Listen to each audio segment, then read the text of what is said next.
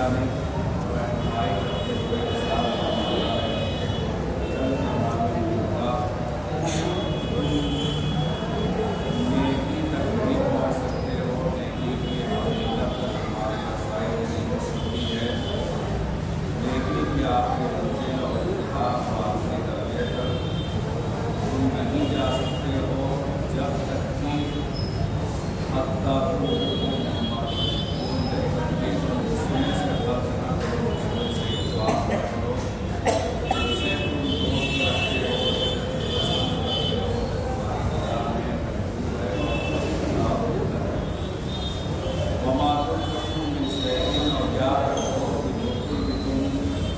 खर्च करोगे जो तुम अपनी महबूबा चीज़ों में से इंफाक करोगे वही अल्लाह हकीम जो अर्ज देने वाला परवरदिगार है, सवाब करने वाला इर्तिदार है, जज़ा से नवाजने वाला खुदावंद है, वो तुम्हारे इस अमल से बेहतर और अच्छी तरीके से वाकिफ है। सवाब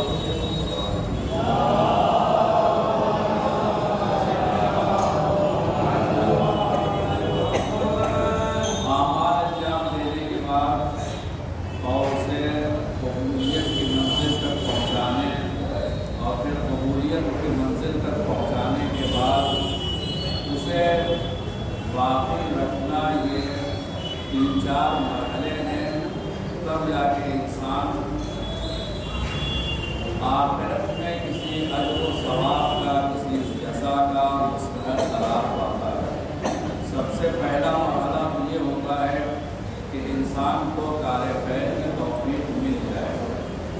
बहुत से लोग ऐसे होते हैं कि जिन्हें अच्छे काम की तौफीक ही नहीं मिलती है, बेचारे अपने रोज़मर्रा के कामों में गिरफ्तार रहते हैं, परेशानियाँ रहती हैं, और उसके बाद कोई कार खैर का मरहला आता है तो वो सिर्फ ये नहीं कि पीछे नज़र आते हैं बल्कि वो अंदर दिखाई ही नहीं देते हैं, यानी उन्हें इस बात की तौफीक भी नहीं हासिल होती है परवरदिगार आलम की जानिब से वो कोई कार खैर कर गुजरे।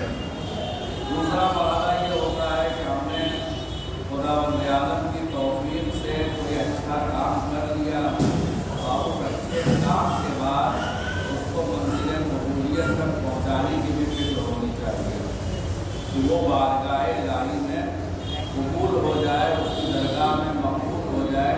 इसलिए कि अमल अंजाम देने के पीछे बहुत कुछ नीयतें हो सकती हैं, बहुत सी नीयतें होती हैं।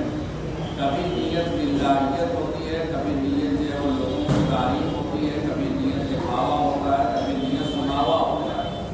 ये काम अच्छा कर रहा है, इसमें कोई शक नहीं है, लेकिन उसकी नीयत देखनी चाहिए कि वो किस नीयत से उस काम को अंजाम दे रहा है। नीयत का आलिम हम, नीयत का इल्म रखने वाले हम और आप नहीं हैं, नीयतों से वाकिफ परवरदिगार आलम है। वो जानता है कि कौन किस काम को किस नीयत से अंजाम देता है। इसीलिए जब जज़ा की बात आती है तो ना आमाल की कसरत पे जज़ा दी जाती है और ना ही आमाल की किल्लत पर जज़ा से मना कर दिया जाता है, बल्कि अगर नीयत खालिस होती है तो जो 2 खजूर के दाने भी इमाम उसे उठाकर अपने लिए रख लेते हैं, और नीयत अगर खालिस नहीं होती है तो देने वाले के सोने और चांदी को भी पहुँचा दिया करते हैं।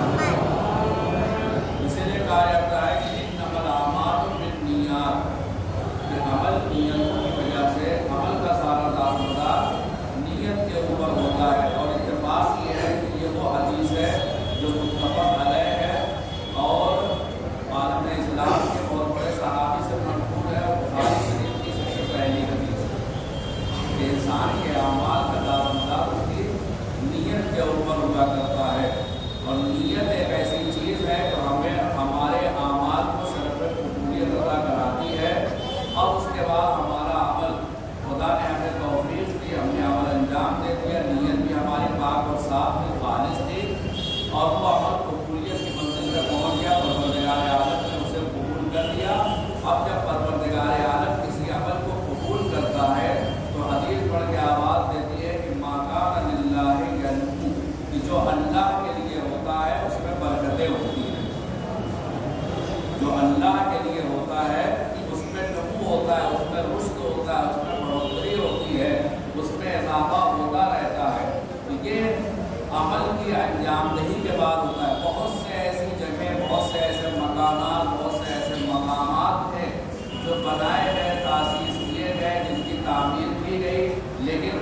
بیمار ہو گئے، کھڈر میں تبدیل ہو گئے اور ان کا کوئی پرسان حال نہیں رہا، کون لے گیا، کس نے قبضہ کر لیا اور کہاں چلا گیا، کچھ نہیں پتا ہے۔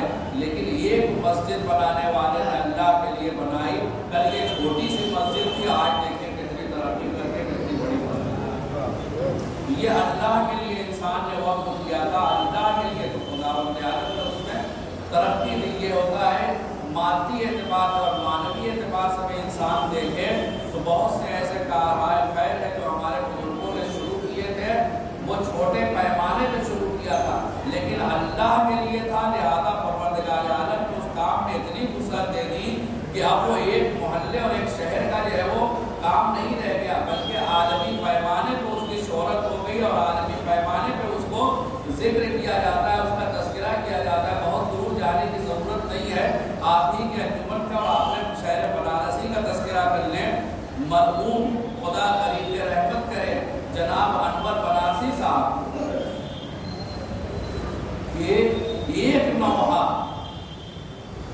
ایک نوحہ پتہ نہیں کس خلوص سے اس بندے خدا نے کہا تھا کہ آج پوری دنیا کی بڑی بڑی انجمنیں اور بڑے بڑے گروہ اس کو پڑھتے ہیں۔ کربلا کے میدان میں ابھی پچھلے سال کچھ لوگ گئے تھے بنارس سے محلے سے، تو انہوں نے وہی نماز پڑھا جو آپ حضرات پڑھتے ہیں، ایک بار اور مجھے کال میں لے لو بابا۔ تو وہاں پہ پاکستان کے کچھ لوگ موجود تھے، لوگوں نے نوا پڑھا، وہ کہہ رہا ہے کہ یہ نوا ہمارے یہاں بھی پڑھا جاتا ہے، ہم لوگ بھی پڑھتے ہیں اس کو، یوٹیوب پہ آپ سرچ کر لیجیے اس نام سے، دیکھیے گا کتنے گروہ ہیں جو پڑھ رہے ہیں۔ تو اس نے پوچھا کہ ہم نوا پڑھتے ہیں لیکن یہ نوا ہے کس کا جو آپ لوگ بھی پڑھتے ہیں؟ تو انہوں نے بتایا کہ یہ شہر بنارس کی ہے۔ سوال پر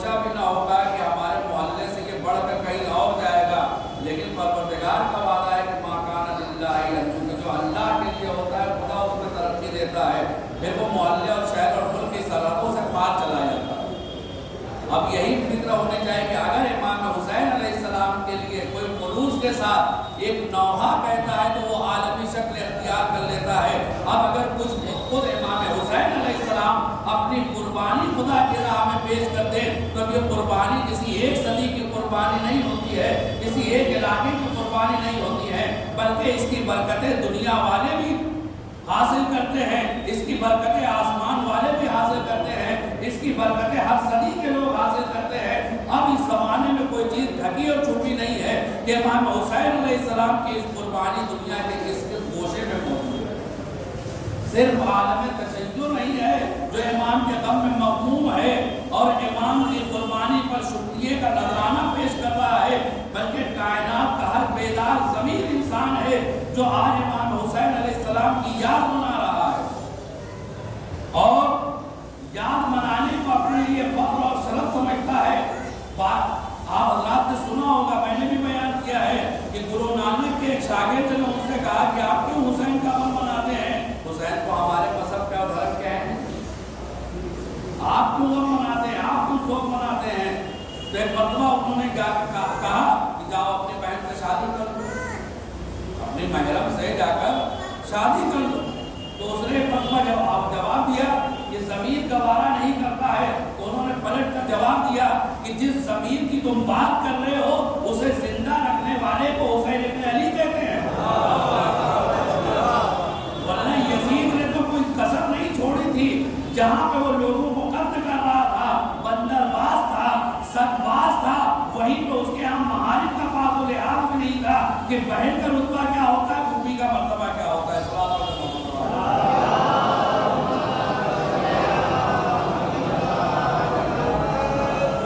یہ تیسرا مرحلہ ہو جاتا ہے کہ انسان نیکی کرنے کے بعد اس فکر میں رہے اسے قبولیت کا درجہ، اور اگر قبول ہو گئی تو پھر پروردگار عالم سے بڑھاتا ہے، اضافہ کرتا ہے اس میں، اور اور ایک مرحلہ اور بچتا ہے یہ کہ نیکی کرنے کے بعد انسان قبول کروانے کے بعد بھی اس بات کی فکر میں رہے کہ کہیں کسی ہمارے عمل کی وجہ سے ہماری نیکی ضائع نہ ہو جائے۔ اس لیے کہ ہم لوگوں کے عجیب سا قانون ہے حق کا، یہ شریعت یعنی قرآن میں لکھا ہوا ہے کہ بہت سے ایسے اعمال ہوتے ہیں، برائیاں ہوتی ہیں جو پچھلی نیکیوں کو کھا جایا کرتی ہیں، پچھلی نیکیوں کو تباہ اور برباد کر دیتی ہیں۔ جس طرح سے بہت سے ان الحسنات یذہبن السیئات، جس طرح سے قاعدہ ادھر سے ہے کہ نیکیاں برائیوں کو کھا جاتی ہیں، ویسے اس کا الٹا بھی ہے کہ برائیاں نیکیوں کو کھا جاتی ہیں۔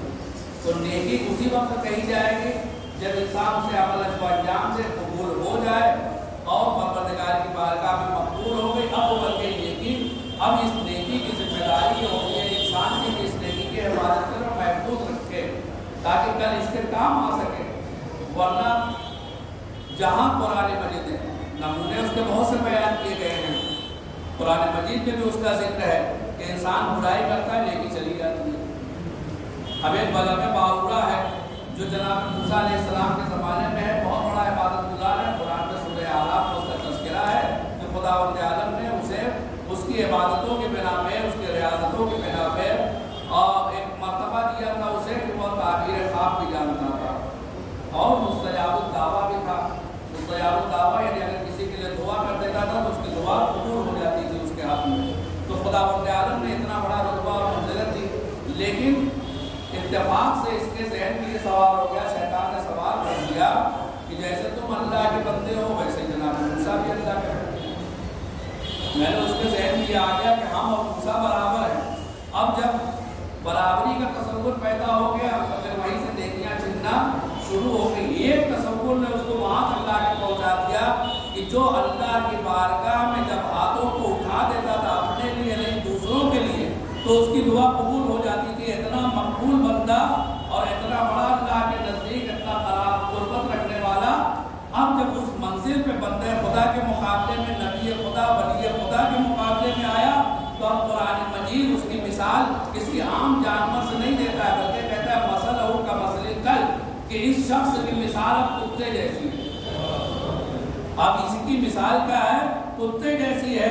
تو قرآن مجید نے کہا کہ دیکھو اب جب کتے جیسی اس کی مثال ہو گئی تو ساری عبادتیں بیکار ہو گئی، ساری ریاضتیں بیکار ہو گئی، ساری محنت بیکار، تمام اطاعت اکارت ہو گئی، سب ضائع اور برباد ہو گئے۔ کیوں؟ اس لیے کہ ولی خدا کے مقابلے میں آ گیا ہے، اس کے مقابلے میں آ گیا ہے جو نمائندے پروردگار ہے، تو ساری نیکیاں برباد ہو جاتی ہیں جب انسان ولی خدا کے مقابلے میں آ جاتا ہے۔ اب جب نبی اکرم کا مرتبہ اور رتبے کی بات ہوتی ہے تو قرآن نے جہاں بہت سے طریقے بتائے ہیں تعظیم کے، وہیں بے احترامی کا بھی تذکرہ کیا ہے کہ اگر تم نے نبی کی بے احترامی کی تو تمہارا اجر ضائع ہو جائے گا۔ بہت سے طریقے بتائے کہ نبی کا ظاہری طور پہ احترام کیسے کرنا ہے۔ قرآن مجید نے سکھایا لا تقدموا بین یدی اللہ ورسولہ، اللہ اور رسول سے آگے نہ نکل جانا۔ یہ عمل میں بھی ہے، چلنے پھرنے میں بھی ہے کہ اگر رسول کسی راستے سے جا رہے ہیں تو ہمیں آگے جانے کا حق حاصل نہیں ہے۔ یہ تو عام والدین کا ذکر ہوتا ہے، ہمیں تعلیم دی جاتی ہے، بتائی جاتی ہے کہ اولاد کا باپ ماں باپ پر جو فریضہ اولاد کے اوپر ماں باپ کے سلسلے میں عائد ہے، انہیں میں سے ایک یہ ہے کہ اگر باپ آگے آگے چل رہا ہے تو بیٹے کو آگے چلنے کی ضرورت نہیں ہے، وہ پیچھے پیچھے چلے۔ تو جو ہماری مادی زندگی کا ذریعہ بنتا ہے، ہمیں اس دنیا میں وجود میں لانے کا ذریعہ بنتا ہے، اس باپ کا حکم تو یہ ہوتا ہے کہ اس کے آگے نہیں چلنا ہے، لیکن جو ہماری ہر طرح کی زندگی کا وارث ہوتا ہے، ہماری دنیا میں خدمت کا سبب بن جاتا ہے، ہماری آخرت میں بقا کا ضامن بن جاتا ہے، اگر وہ یہ کہتا ہوا نظر آئے کہ انا و علی ابوا ہذہ الامہ، میں اور علی اس امت کے باپ ہیں، تو پھر اب یہاں پہ چلنے کی بات تو بہت دور ہے، نبی اور علی سے آگے سوچنے کی بھی ضرورت نہیں ہے، ان سے آگے سوچنے کی بھی ضرورت نہیں ہے۔ دوسرا نے سکھایا لا ترفعوا اصواتکم فوق صوت النبی، اگر نبی کسی وقت میں موجود ہے اور تم بول رہے ہیں تو تمہیں آواز بلند کرنے کی اجازت نہیں ہے۔ آج بھی آیت لکھی ہوئی ہے لا ترفعوا اصواتکم فوق صوت النبی، وہاں حالانکہ وہ بیچ میں لگتا ہے کہ چلاؤ نہیں ہے،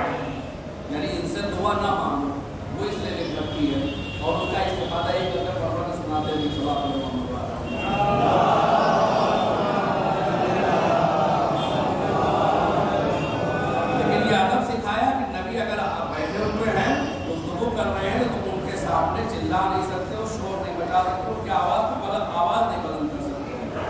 एक अदब और सिखाया नबी के सिलसिले में, फरमाया कि देखो जैसे तुम आपस में एक दूसरे को बुलाते हो वैसे नबी को ना बुलाना। आपस में इंसान कैसे बुलाता है, बहुत फल के दरदूर के ऊपर बैठा हुआ तो अमीर चिल्लाना शुरू कर लो साहब तशरीफ लाइए, कभी नाम लेते कभी कोए नाम कर लेते। तो ये तरीका होता है, ये गोया वो तौहीन का एक पहलू होता है। हो सकता है कि कहने वाला यदि तौहीन के एतबार से न कह रहा हो, अब वो चले जा रहे हैं, अब इनको जल्दी भी है तो वहाँ दूर से चिल्लाना शुरू कर। होता यही था, अरब चूँकि बद्दू थे और वो आपस में एक दूसरे को ऐसे पुकारते थे, वो तो सब जानते ही है। अब यहाँ नबी अकरम घर के अंदर मौजूद है, हुजरे में तशरीफ फरमा है, गली में आकर शोर मचाना शुरू कर दिया और नाम लेकर पुकारने लगे, है मोहम्मद घर से बाहर तशरीफ लाइए, घर से बाहर आइए। तो कुरान मजीद को ये गवारा नहीं हुआ, परवरदिगार आलम ने कहा कि जैसे तुम आपस में एक दूसरे को बुलाते और पुकारते हो वैसे तुम नबी को नहीं बुला सकते हो, पुकार नहीं सकते हो। उसके बाद अब वजह बताई क्यों, कि कहीं ऐसा ना हो कि तुम्हारे आमाल ज़ाया हो जाए और तुम्हें पता भी ना चले। तो अब ये आमाल ज़ाया हो जाए, कौन से आमाल ज़ाया हो जाए, यानी तुम्हारी नमाज भी बर्बाद हो जाएगी, तुम्हारा रोज़ा भी बर्बाद हो जाएगा, तुम्हारा हज भी बेकार चला जाएगा, तुम्हारी सारी इबादतें यहाँ तक कि जिहाद जैसी इबादत भी बर्बाद हो सकती है अगर तुमने नबी का पासो लिहाज नहीं रखा। तो कुरान मजीद ने अजीब फलसफा बताया कि देखो जो लीडर है, जो कायद है, जो इमाम है, जो नबी है, जो रसूल है, उसका एहतराम इस हद तक होना चाहिए कि जैसे हम आपस में एक दूसरे को बुलाते हैं वैसे नबी को आवाज़ न दे, इसलिए कि कुदरत को ये गवारा नहीं है कि जो उसका नबी है उसकी तौहीन की जाए, उसकी बेएहतरामी की जाए, चाहे वो जानबूझकर हो या अनजाने में हो, चाहे वो जानबूझकर हो या अनजाने में हो। तो जिस नबी के एहतराम की ये मंजिल है कि कुरान ये कहता हुआ नजर आ रहा है कि जैसे आपस में एक दूसरे को बुलाते हो वैसे नबी को आवाज़ न दो। अब अगर कोई गुस्ताखी की इस मंजिल में पहुंच जाए और नबी के कलम और दावत मांगने पर ये कहता हुआ नजर आए कि इन्ना रजुला ला यहजुर, कि ये इंसान इसे होश नहीं है कि ये क्या कह रहा है। अब लफ्जों का तर्जुमा हम कर ही नहीं सकते हैं, लेकिन इतना तो समझ लीजिए कि वो इतनी बेखुदगी कर रहा है, इतनी गुस्ताखी कर रहा है कि नबी के सिलसिले में ये कह रहा है कि बुखार इन पे गालिब आ गया है, इन्हें पता नहीं है क्या कह रहे हैं। तो अब यहाँ पे सिर्फ नेकियां ही ज़ाया नहीं होंगी, बल्कि अगर बचा कुचा कुछ इस्लाम रहा होगा वो भी चला जाएगा। सवाब अगर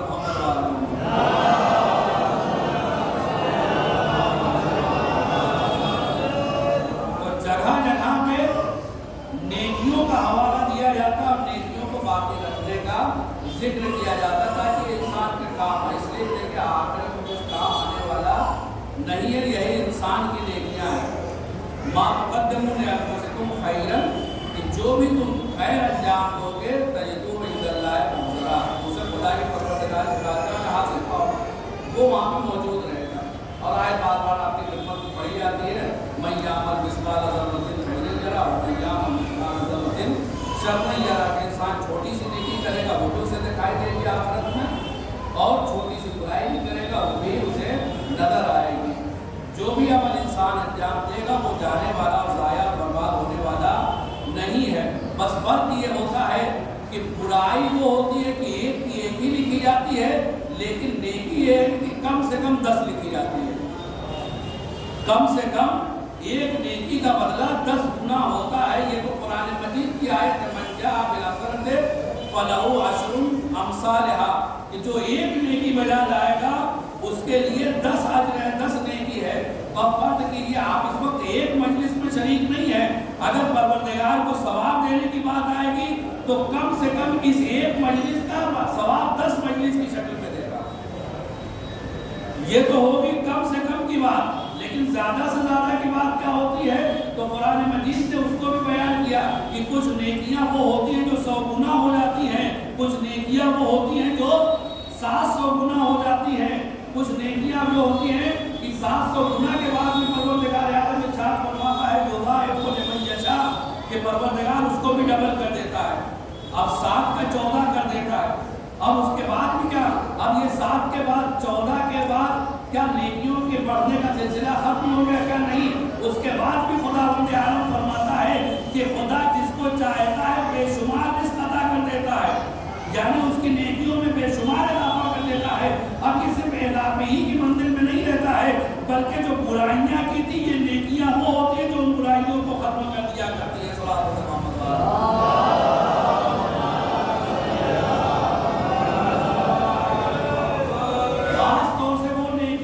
جو اہل بیت علیہ السلام کے ساتھ کی جاتی ہے، اہل بیت علیہ السلام کے سلسلے میں کی جاتی ہے، ایک چھوٹی سی نیکی اور چھوٹا سا احترام انسان کو جہنم سے نکال کے جنت تک پہنچا دیتا ہے۔ آپ کہیں کہ بات بہت بڑی کہتی ہے، نمونہ بھی کوئی آپ کے پاس ہے، کوئی مثال بھی ہے آپ کے پاس، تو ہم مثال کہیں دور نہیں جائیں گے۔ آپ بار بار نام سنتے ہیں جناب حور کا، جناب حور کا نام آپ نے بار بار سنا، آیا کس لیے ہے؟ امام حسین علیہ السلام کو روکنے کے لیے۔ کیا اکیلا آیا ہے؟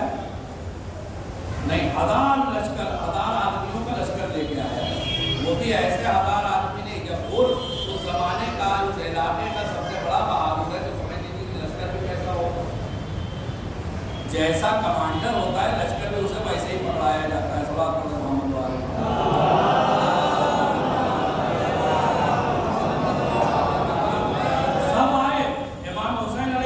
نے پانی پلا دیا، جو پانی نہیں پی رہا تھا سیدہ کا لال ساقیہ کوثر کا بیٹا ایک مرتبہ دیکھ رہا ہے ایک شخص کو کہ اتنا اسے ہوش نہیں ہے، حواس نہیں ہے کہ وہ مشق کے دہانے کو اپنے منہ میں لگا سکے۔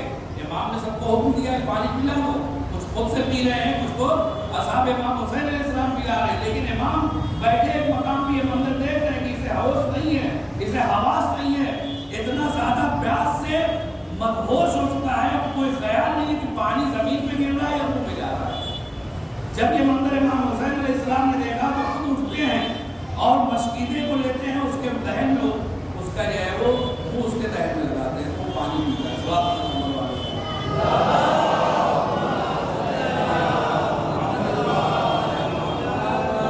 امام حسین السلام نے پانی پلا دیا، سب جو ہے وہ زندہ ہو گئے، نہیں رہے تھے نا، زندہ ہو گئے۔ اور صرف جو ہے وہ ایک لشکر کو پانی نہیں پلایا بلکہ جانوروں کو بھی پانی پلایا، اور یہ حکم دیا کہ ایک بار پانی پی لیں، جب 3 مرتبہ سر ہٹائیں تب جو ہے وہ پانی ہٹانا ان کے سامنے سے۔ اس طرح سے امام نے پانی پلایا، لیکن کیا حکم بدل گیا؟ کیا حکم نے کہا نہیں آپ نے ہماری جان بچائی، آپ جہاں چاہیے ہم بھی آپ کے ساتھ ہی چلیں گے؟ نہیں بدلا۔ نماز کا وقت ہوا، امام نے کہا ہو جا تو اپنے لشکر والوں کو نماز پڑھا، ہم اپنے لوگوں کو نماز پڑھاتے ہیں۔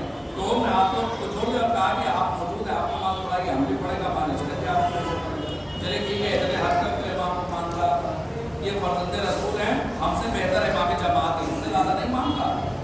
امام جماعت اچھا مان رہا تھا، امام نہیں مان رہا تھا، ابھی بھی امام نہیں مان رہا ہے۔ کیا اب اس کے بعد بھی حکم جو ہے وہ امام کے ساتھ ہو گیا؟ کیا نہیں؟ نماز پڑھنے کے بعد بھی امام کے ساتھ نہیں ہوا۔ نمونہ کیا ہے؟ مثال کیا ہے اس کی؟ دلیل کیا ہے؟ جیسے ہی امام حسین علیہ السلام سفر کے لیے تیار ہوئے، گھوڑے پہ سوار ہوئے، اور ایک مرتبہ آ جاتا ہے لجام فرج پہ ہاتھ ڈال دیتا ہے، آگے نہیں بڑھنا، آگے بڑھنا نہیں ہے۔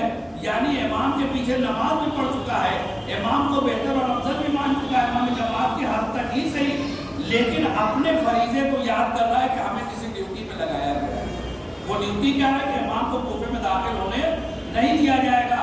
اب جب حکم نے لجام فرض پہ ہاتھ ڈالا تو امام معصوم ہے، دیکھیں اس وقت کوئی بھی جملہ فرما سکتے تھے، آپ کے پاس الفاظ کی کمی نہیں تھی۔ امام سب سے بلیغ اور فصیح انسان ہوتا ہے، بلاغت یہی کہی جاتی ہے کہ انسان جس بات کو جس جگہ پہ کہنا ہے وہاں پہ کہے۔ تو امام اس وقت کچھ بھی کہہ سکتے تھے، اے وہ میرا ہاتھ ٹوٹ جائے، تم نے میرے لجام فرض پہ ہاتھ ڈال دیا، میرا راستہ روک دیا، میں دنیا کو راستہ دکھانے والا، تو میرے اوپر راستے کو بند کر رہا ہے۔ تجھے غرق ہو جائے، تباہ ہو جائے، برباد ہو جائے، تیری دنیا جو ہے وہ خراب ہو جائے، آخرت تباہ ہو جائے، جیسے عام طور سے لوگ کہتے ہیں اگر شریفانہ انداز میں بددعا دیتے ہیں تو ایسے ہی کہتے ہیں۔ صلی اللہ علیہ وسلم۔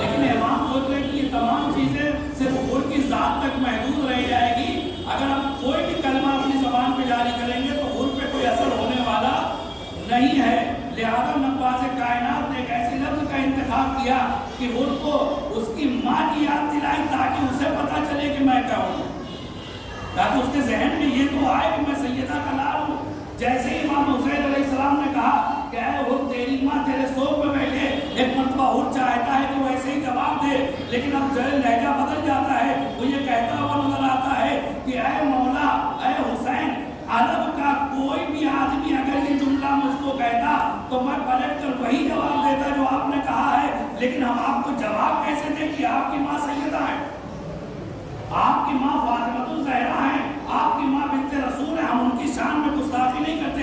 یہ ایک چھوٹی سی نیکی تھی حر کے اعتبار سے، چھوٹی سی نیکی ہی تو کہیں گے نا، اس نے جناب فاطمہ زہرا صلوات اللہ علیہا کا احترام کیا، لیکن اس نیکی کا بدلہ امام حسین علیہ السلام نے کیا دیا؟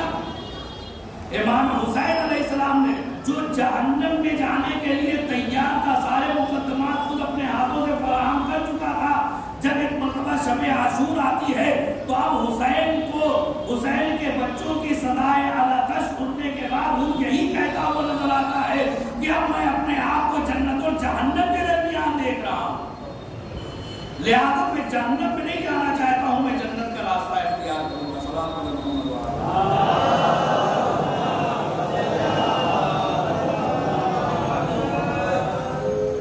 ابھی حر نے اس جملے کو کہہ کے کہ آپ کی ماں سیدہ ہیں، اس نے ماں کی تربیت کا اثر بتایا تھا۔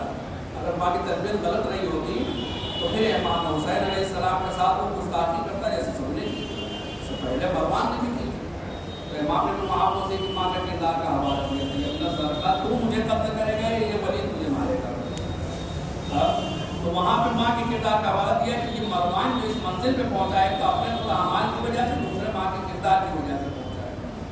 اب حر کا جب مرتبہ آتا ہے، مرحلہ آتا ہے، تو حر نے کم سے کم یہ جملہ بول کر یہ تو بتا دیا کہ میری ماں کی تربیت مجھے اس بات کی اجازت نہیں دیتی ہے کہ ہم آپ کی والدہ کی شان میں کوئی گستاخی کریں، لیکن ابھی ماں کی تربیت کا کی صحیح تربیت کی سند امام کی جانب سے نہیں ملی ہے، امام کی جانب سے ابھی صحیح ماں کی حر کے صحیح کردار اور ماں کی صحیح تربیت کی سند ابھی امام معصوم کی جانب سے نہیں ملی ہے۔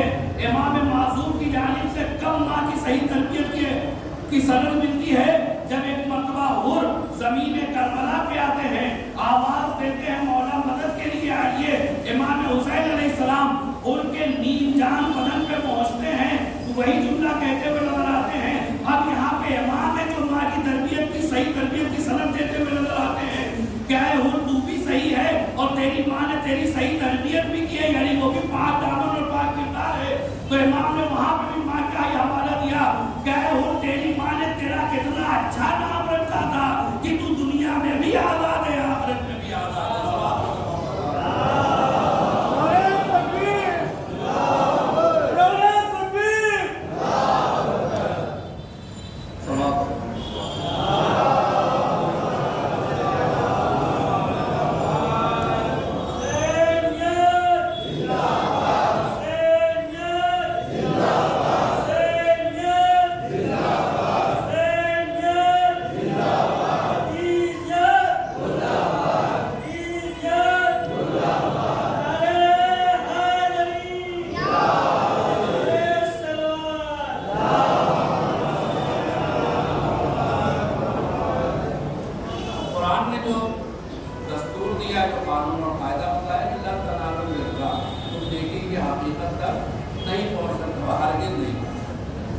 کبھی بھی نہیں پہنچ سکتے، لیکن قرآن میں جو الفاظ استعمال کیے گئے ہیں وہ موقع اور مناسبت ہر چیز کے لحاظ سے ہے۔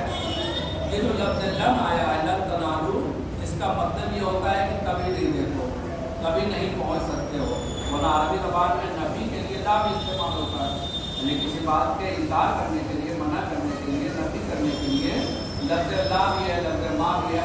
فائدہ نہیں پڑھائیں گے بیٹھ کے آپ کو عربی کا، لیکن جو لفظ آئی ہے اس کا مطلب یہ ہوتا ہے کہ کبھی نہیں پہنچ سکتے ہو، کبھی بھی نہیں پہنچ سکتے۔ یہی لفظ ہے نہیں جب وہ طور پہ جناب موسیٰ اپنے قوم کو لے کے آتے ہیں جنہیں اللہ کو دیکھنے کا شوق پیدا ہوتا ہے، क्या मूसा हम आप पर ईमान नहीं लाएंगे जब तक हम अल्लाह को खुल्ला न देखें, अल्लाह के ज़ियारत न करने तब तक हम अल्लाह मियाँ को नहीं मानेंगे।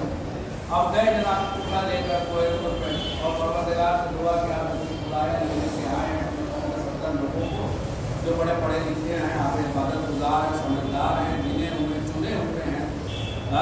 और इनका कहना यह है कि मूसा आप पर ईमान नहीं लाएंगे जब तक आप क्या है अल्लाह को खुल्ला न दिखा दीजिए।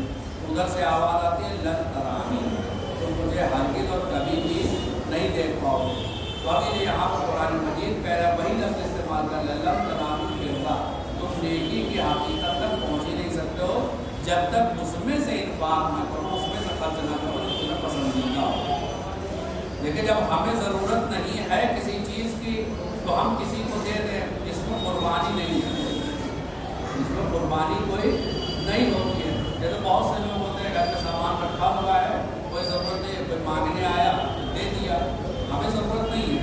लेकिन बात उस वक्त होती है कि जब हमें भी ज़रूरत हो उसे भी ज़रूरत हो, जब हमें भी ज़रूरत है और उसे भी ज़रूरत है। अब हमें ये देखना है कि हमारा जज्बा ईमानी और हमदर्दी और फिदाकारी का जज्बा, इंसान दोस्ती का जज्बा किस बात की हमें इजाज़त देता है कि हम उसे अपने लिए हथियार के रख लें या उसे दूसरों की ज़रूरत के तहत इस्तेमाल पर दे दें। तो कुरान ने कहा कि नेकी है, क्योंकि बिर का मतलब होता है दूसरों के साथ नेकी करना, अपने साथ भी नेकी करना, दूसरों के साथ भी नेकी करना है।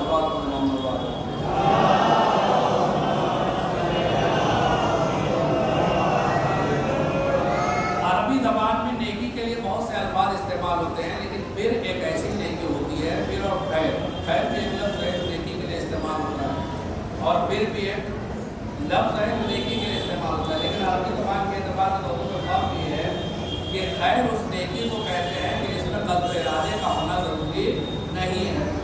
हमने कोई काम किया, किसी का कोई फ़ायदा हो गया, हमें पता भी नहीं था, हमारा इरादा भी नहीं था, तो इसको कहते हैं खैर। लेकिन फिर उस नेकी को कहा जाता है कि जिसमें इंसान क़स्दो इरादे के साथ कोई काम अंजाम देता है।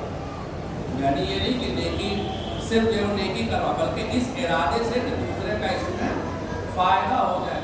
तो कुरान मजीद जिस बात की हमें दावत दे रहा है वो ये है कि अगर तुम नेकी की तमन्ना कर रहे हो और कबूलियत के दर्जे तक पहुँचाना चाह रहे हो तो तुम्हें ऐसी नेकी करनी पड़ेगी कि जिसमें तुम्हारा कुछ जा रहा हो, तुम्हारा कुछ जा रहा, चाहे तुम्हारी महबूब से ही क्यों ना हो।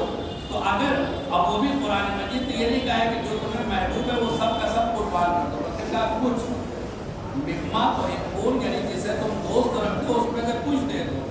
तो जब कुछ देने के बाद इंसान नेकी की मंजिल तक पहुंच जाता है, तो अगर कोई ऐसा बंदा पैदा हो जाए जो सब कुछ दे दे अल्लाह की राह में, तो अब ये सिर्फ नेकी तक नहीं पहुंचेगा बल्कि इसकी मोहब्बत भी नेकी बन जाएगी, इसकी मोहब्बत में पानी पिलाना भी नेकी बन जाएगा, इसकी मोहब्बत में कपड़ा पहनाना भी नेकी बन जाएगा, इसकी मोहब्बत में खाना खिलाना भी नेकी बन जाएगा, इसकी मोहब्बत में सांस लेना भी नेकी बन जाएगा, इसकी मोहब्बत में तबल्लुक बांटना भी नेकी बन जाएगा, इसकी मोहब्बत में आंसू बहाना भी नेकी बन जाएगा, इसकी मोहब्बत में फर्श बिछाना भी नेकी बन जाएगा, इसकी मोहब्बत में सीने पे उठा हुआ हाथ भी मोहब्बत में नेकी बन जाएगा, इसकी मोहब्बत में जो भी काम अंजाम दिया जाएगा वो सब का सब नेकी बन जाएगा।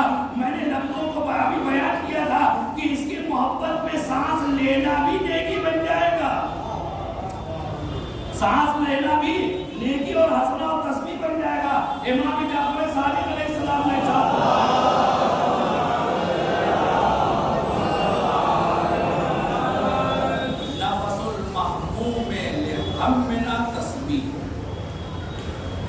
महमूम यानी महजून, महमूम गमज़दा, गमगीन, जो शख्स हम अहले बैत पर पड़ने वाली मुसीबतों पर महमूम व महजून है, गमज़दा है, इसकी सांस क्या है? तस्बीह है।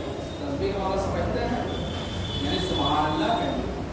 इंसान ज़बान से कुछ नहीं बोल रहा है, लेकिन इस आदमी की जो अभी जिक्र अहले बैत सुन रहा है या अहले बैत को याद कर रहा है और उसको महजून है, मग़मूम है, गम के आसार उसके चेहरे पे नमूदार है, दिल महजून और मग़मूम हो रहा है।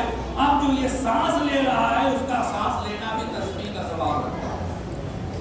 परवरदिगार आलम ने इस हुसैन की बारगाह में वही मैंने अर्ज किया था कि जो थोड़ा सा दे दे वो नेकी के आखिरी हद तक पहुंच जाता है और जो सब कुछ लुटा दे वो नेकी बन जाता है।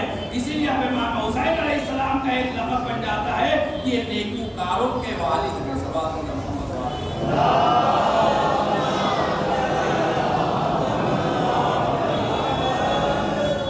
नेकियां इंसान बहुत कुछ करता है और इसमें कोई तकल्लुफ़ की बात भी नहीं है और कोई शर्माने की बात भी नहीं है कि इंसान अपनी हैसियत के एतबार से जो कुछ भी रखता है उसके पास है, जो कुछ भी मौजूद है उसे तब अपने इखलास रख के अहले बैत के सामने पेश करें। जो अपनी हैसियत के एतबार से आप हज़रात ने बहुत से नमूने देखे होंगे, आप भाई की वीडियो है, तस्वीरें हैं, जो लोग जाते हैं और देखते हैं, जो नहीं जाते हैं वो भी देखते हैं। छोटे छोटे बच्चे की ज़माना ये होता है कि इनको अगर कोई टॉफ़ी और चॉकलेट दे दे तो ये दौड़ते हुए जाते हैं और किसी अपने को अपना सामान, अपनी टॉफ़ी और अपना चॉकलेट, ये तबर्रुकी जो होता है, अगर घर में कोई भाई नहीं गया है तो ये दूसरा देने के लिए तैयार नहीं होगा, इसलिए कि हम लेके आए हैं, ये हम लेके आए हैं। लेकिन उन बच्चों के जज्बे और हौसले को देखिए कि जो अपने जिसको इनको बहुत ज़्यादा मोहब्बत है वो खुद लेके रास्ते में खड़े होते हैं। इमाम हुसैन सलाम के नाम ये सब मनाजिर, ये सब मदाहिब कहाँ है? किसी के पास कुछ नहीं है, छोटा सा क्या कि गिलास लिए बैठा हुआ है, छोटा सा टेंट लगा, बच्चा बेचारा, और उसमें बूढ़े हैं दही में, कोई ऐसा भी नहीं कि हर मालदार हो। ये सब क्या है? इमाम हुसैन अलैहिस्सलाम की बारगाह में पेश करने के लिए तो क्या इमाम इसे कबूल नहीं करेंगे? वो जो 100 की 100 हज़ार के अल्लाह देखे एक साथ चढ़ी हुई है, वो भी हुसैन का नजराना है, हुसैन के लिए नजर है। और ये जो एक गिलास और एक जग लेकर रास्ते में बैठा हुआ है या बैठी हुई है, पानी खिला रही है साहिर ने, इमाम हुसैन अलैहिस्सलाम को ये भी नहीं की। ज़्यादा कोई ये ना समझे कि हमारे पास मजलिस की फुर्सत नहीं है तो हम क्या तबर्रुक बांटेंगे, ज़्यादा मजलिस ना कराएं, लोग क्या कहेंगे। नहीं, आप ये ना देखिए कि आप क्या किसके सामने कर रहे हैं, बल्कि ये देखिए कि किसके लिए कर रहे हैं। लिहाजा इसमें कोई तकल्लुफ़ नहीं है, जो इंसान के वुसअत में हो वो जाकर इमाम हुसैन अलैहिस्सलाम की बारगाह में पेश कर ले, कबूल करना उनकी जिम्मेदारी होती है। सल्लल्लाहु अलैहि वसल्लम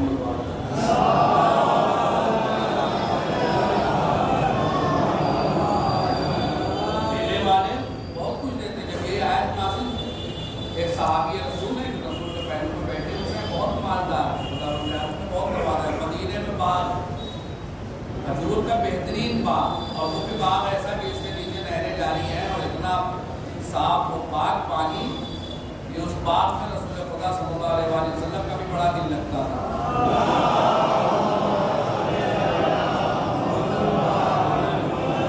जब आप उस रास्ते से गुजरते इस पे बाग पड़ता तो आप उस बाग के अंदर दाखिल होते, उसका पानी पीते, उसमें वुज़ू करते, उसमें इस्तराहत करते। इतना अजीब बात, जाहिर सी बात है कितना आदमी खुश होगा। अगर हमारे घर कोई बड़ा मुफ्ती मौलाना आ जाता है तो हम ये सब खुश हो जाते हैं।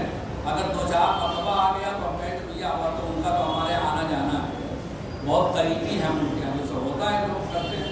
और वो कितना मदीने में फौज से चलता रहा होगा कि हमारे बाग में रसूल खुदा आते हैं, वहाँ पानी पीते हैं, वहाँ खजूरें खाते हैं, वहाँ इस्तेमाल ये कितना महबूब और पसंदीदा बात उसको रहा होगा। लेकिन जैसे ही आयत नाज़िल होती है, बगल में वो साहबी रसूल बैठा हुआ है, अबू तलहा अंसारी नाम है, अबू तलहा अंसारी। जैसे ही आयत नाज़िल हुई उन्होंने कहा किया रसूल अल्लाह, मैंने इस बात को राह खुदा में दे दिया, राह खुदा में बंदगाने खुदा को हिबा कर बख्श दिया। तो मरतबा नबी फरमाते हैं कि कितना बेहतरीन माल है जो दुनिया में भी इंसान के काम आ जाए और आखिरत में भी उसको फायदा पहुंचाए। अब उसके बाद नबी ने एक तरीका बताया कि वो इन्फाक का तरीका है कि तुम ऐसे ही इस बात को इन्फाक न करो, बल्कि अपने क़राबतदारों पे इन्फाक करो, अपने क़राबतदारों, अपने रिश्तेदारों को ये बात दे दो जो तुम्हारे रिश्तेदार हैं। तो ये एक पैगाम देना चाहते हैं नबी अकरम सल्लल्लाहु अलैहि वसल्लम।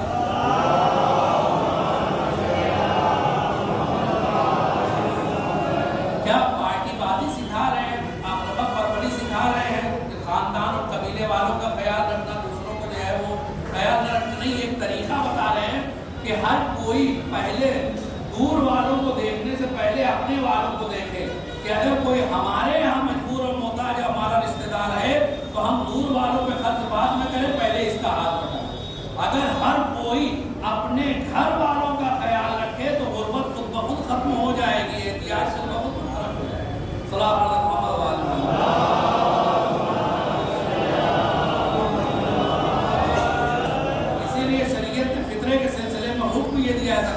यही मसला है, ज़कात फितरा उसी में से होता है, ज़कात का एक हिस्सा है कि जब तक कहा ज़कात फितरा देने का ये है कि फितरे का हुक्म ये है कि पहले अपने क़राबतदारों में मुस्ताहिक़ और मोहताज को तलाश करो।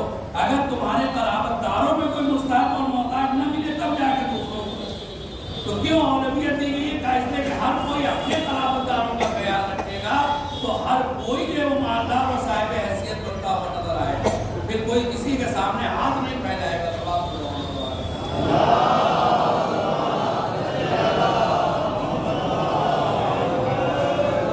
परवरदिगार आलम ने फरमाया कि अगर नेकी करनी है और कबूलियत के दर्जे तक पहुंचाना है तो फिर उसमें से इंफाक करना पड़ेगा कि तुम्हें ज़्यादा पसंदीदा है। इसलिए कि इम्तिहान की मंजिल वही होती है कि जब इम्तिहान इंसान की सार दूसरों को मुकद्दम करे अपने ऊपर। हम भी ज़रूरतमंद हैं, वो भी ज़रूरतमंद है, लेकिन देखना है तो उसकी ज़रूरत पहले पूरी हो जाए। और यही दर्स किया और सबक दिया है बेहतर है।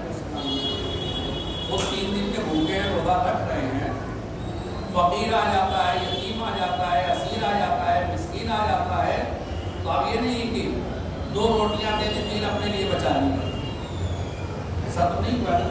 तारीख में लिखा, कुरान ने जो वो सूरह नाज़िल करके उसको हमेशा तक के लिए बाकी रख दिया कि अब ये युतइमून अत्ताअम अला हुब्बिही मिस्कीनों को, यतीमों को, असीरा की अल्लाह की मोहब्बत में मिस्कीन और यतीम और असीर को खिलाते हैं। तो अब इन्होंने उसमें से खर्च नहीं किया बल्कि पूरा का पूरा खर्च कर दिया। जब पूरा का पूरा खर्च कर दिया तो खुदावंद आलम ने सूरह अलाक़ा उठाकर समझ दी कि ऐसे अल्लाह के बंदे होते हैं जिन्हें अबरार कहा जाता है।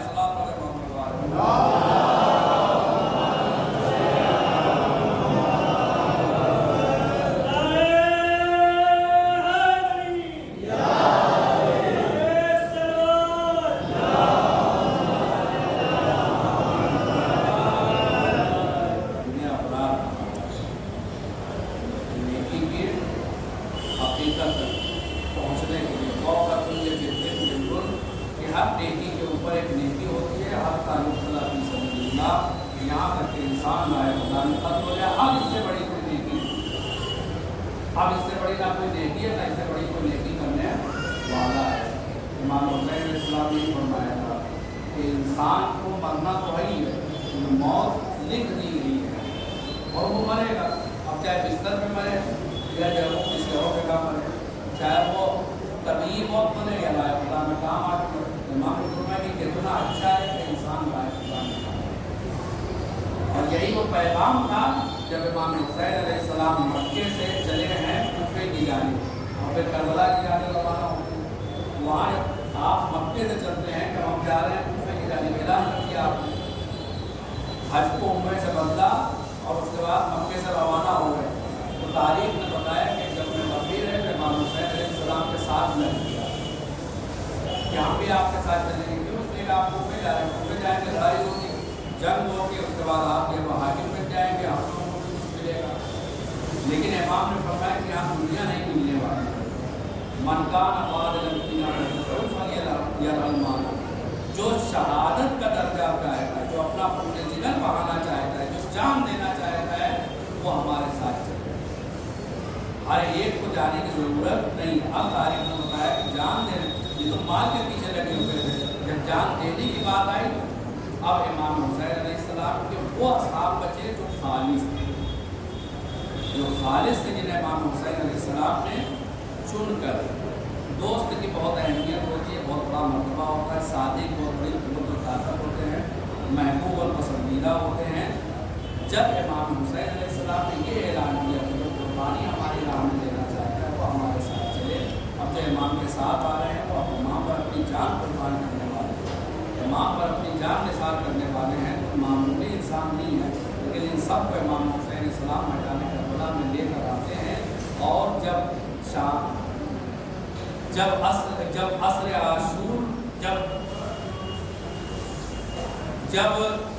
शाम का वक्त आता है, नबी मुहर्रम का दिन अब जब तमाम हो रहा है, शब आशूर नमदार होती है, तो इमाम हुसैन अलैहिस्सलाम ने नमाज के बाद अपने तमाम असहाब को जब रात का अंधेरा छा गया खैमे में जमा किया। उसके बाद इमाम की आवाज़ दी कि जो जाना चाहता है वो चला जाए, इसलिए कि ये मेरे खून के प्यासे हैं। मुझे मेरी पैर चाहिए, कोई अपनी जगह से नहीं उठा। इमाम हुसैन अलैहिस्सलाम ने क्षमा कर दी, चलाक उठा दिया।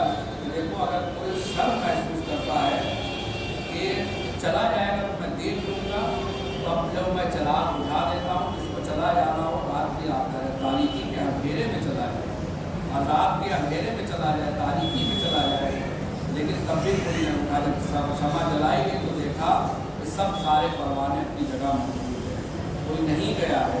तब इमाम हुसैन अलैहिस्सलाम ने फरमाया था कि खुदा की कसम, मैंने अपने सहाबी से ज़्यादा वफादार किसी के सहाबी नहीं, मैंने अपने घर वालों से ज़्यादा वफादार और सिले रहम करने वाला, ताल्लुकात को बरकरार और कायम रखने वाला किसी दूसरे अहले बैत और दूसरे घर वालों को नहीं था। एक मरतबा ये तमाम मरहले सब हो जाते हैं और एक मरतबा इमाम हुसैन अलैहिस्सलाम जनाब ज़ैनब के घरने पे जाते हैं।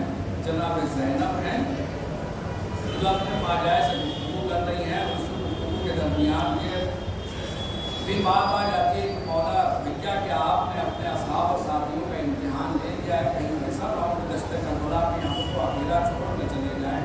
उधर से एक सहाबी गुजर का गुजर हो रहा है, उसके कान में शहजादी के जूड़े टकरा जाते हैं, दौड़ता हुआ उस महफिल में आता है जहाँ पे असहाब मौजूद थे, आवाज़ देता है, हबीब क्या बैठे हुए हो, है मुस्लिम इब्ने सजा क्या तशरीफ फरमा हो, है ज़ुहैर कैद क्या आराम से सुकून से बैठे हुए हो। अरे शहजादी को हमारी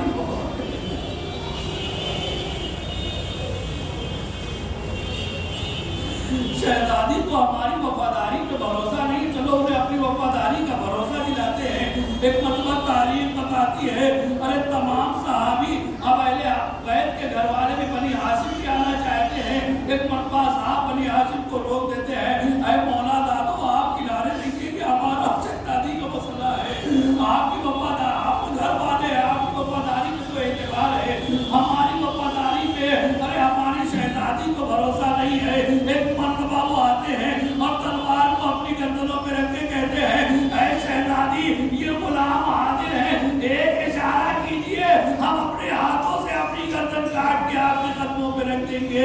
एक मरतबा जब ज़ैनब ने ये फिक्रे सुने, अरे सबको दुआ दी, सबको रुखसत कर दिया। लो अज़ादारो ऐसे बावफा सहाबी मिले हैं कि इमाम के हर आमाल और अफ़आल पे नजर रखे हुए हैं।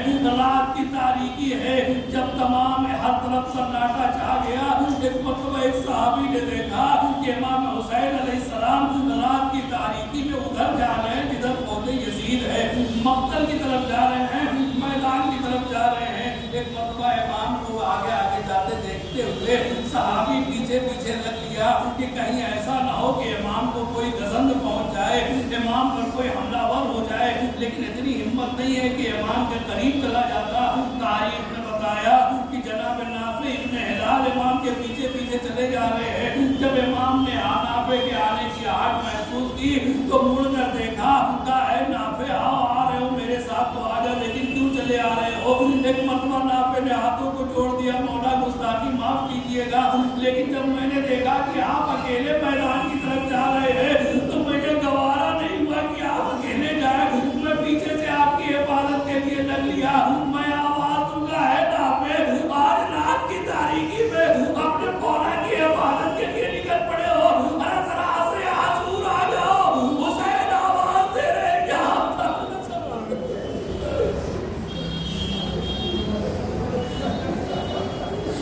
वो मरसाल है ना माली औलादी को बला तुझी कूल, ऐ मेरे शेरों, ऐ मेरे शह सवारों, अरे तुम्हें क्या हो गया है, तुम्हारा मौला तुम्हें आवाज दे रहा है, तुम जवाब नहीं दे रहे हो। अरे शायद सौदा के लाशे तरफ गए हो, आवाज आई हो मौला मौत ने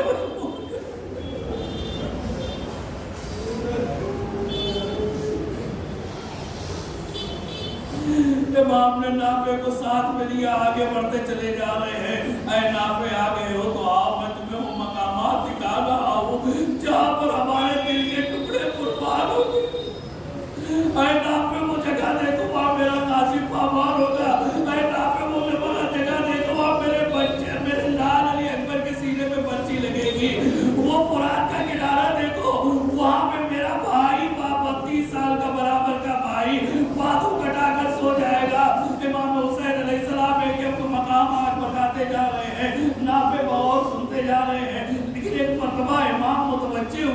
کہ امام کچھ کہہ رہے ہیں لیکن نافع غور سے نہیں سن رہے ہیں.